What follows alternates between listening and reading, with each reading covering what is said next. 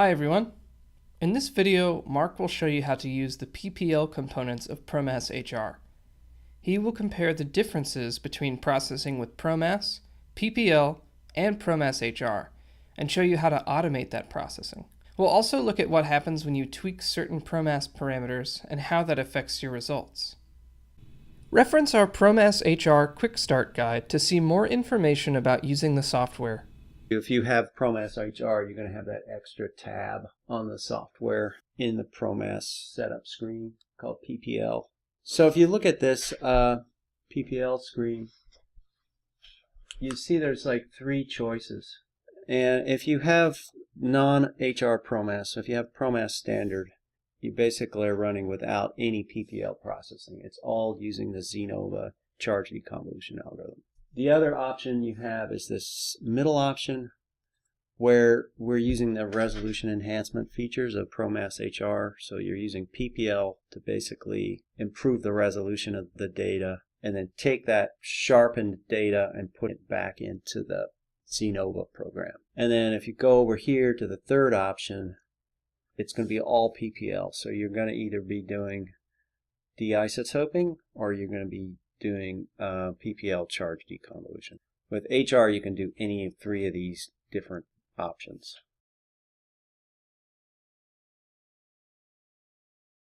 So what you're doing when you're pasting the data in here, you're firing an automated version of the PPL software. There's a program called Auto Run, which just takes a PPL method and it takes an input file and it produces an output file.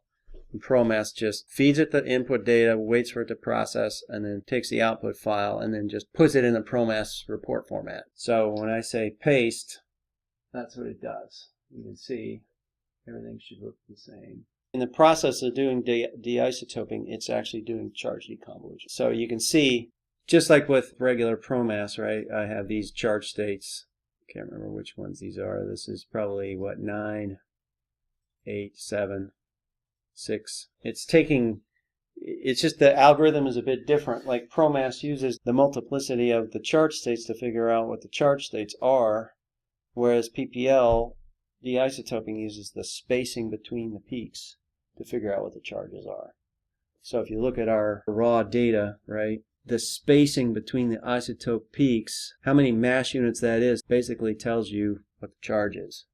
Like if it's a doubly charged, the isotope peaks are a half mass unit apart. So in the case of a peak with, I guess this is the 8 charged ion, right? These peaks should be 1/8 of a mass unit apart. So PPL uses that. That is the most reliable charge determination method. If you have resolution, this is the way to go. There's very few artifacts generated with de-isotoping if you have resolved data.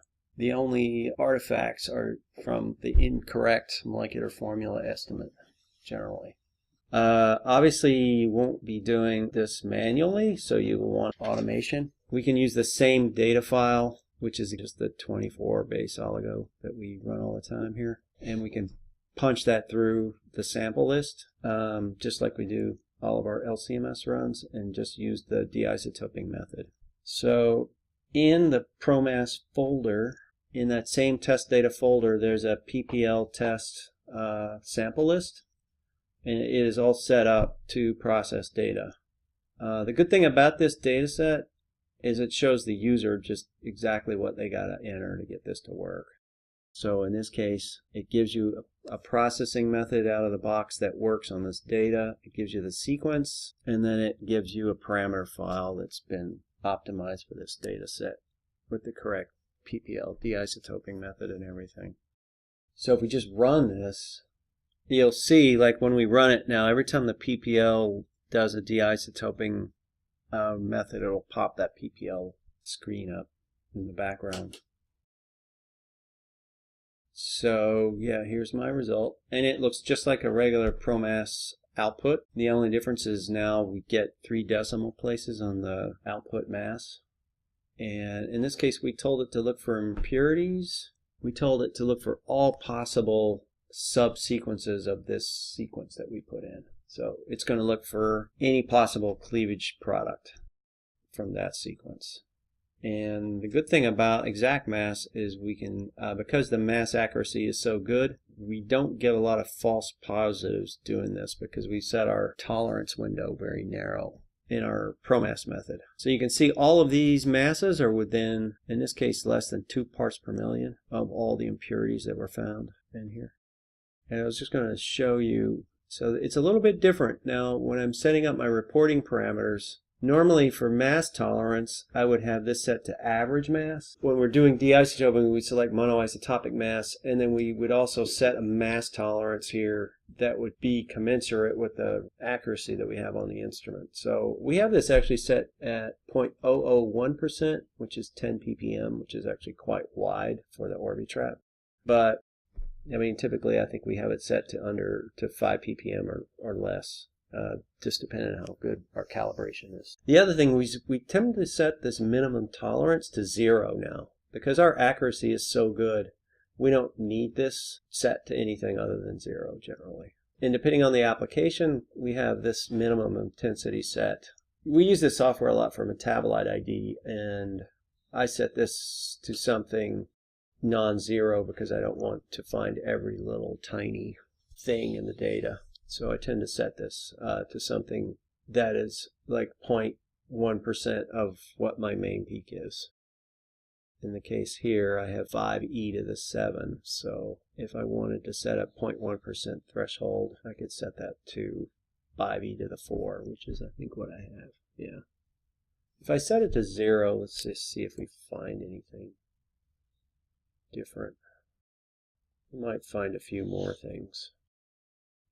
Generally, I find that if you find more stuff, you can tighten it up by decreasing the mass tolerance. So now look at all the stuff we found. Actually, not that much more. And see, like this 6 ppm is probably not real. Anything above 3, if you look at how good our mass tolerance is, probably doesn't make sense to have this at 10. So let's just set it at, we'll be generous, we'll set it to 4 ppm. Try that again. So you can see this is actually, on a data set like this, it's pretty fast. So that really is one of your discriminating parameters. So based on how accurate your masses are. And on the Orbitrap, for oligos, we use the HFIP adduct as a lock mass, and we can pretty much maintain that accuracy over a long period of time. So generally, we're always within 3 ppm of the expected mass, if it's a real mass.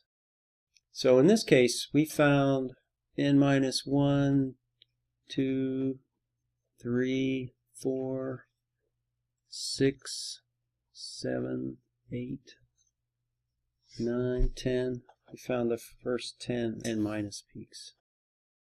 So that's how you would take, basically how you would use a de-isotoping method in a data set, going from manual processing all the way to automated processing.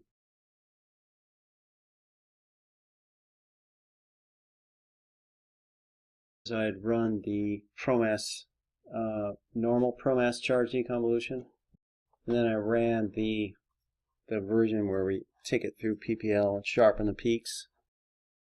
And you can see the difference here, like just looking at, I think this one's a good example, because there's actually there's a minor component here on the shoulder.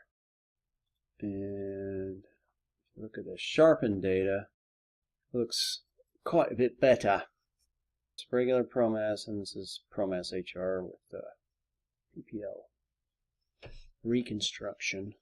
Like a lot of our oligo methods that we run, for some customers, we have it turned on.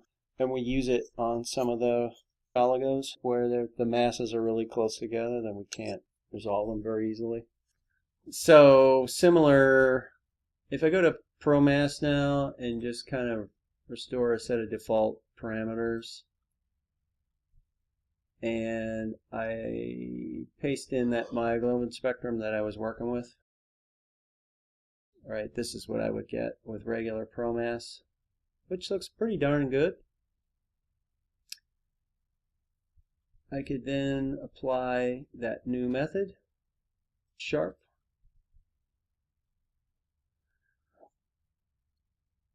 So this should look a little better. And I think it does. So it's that versus that. Considerably more resolution there, which is cool.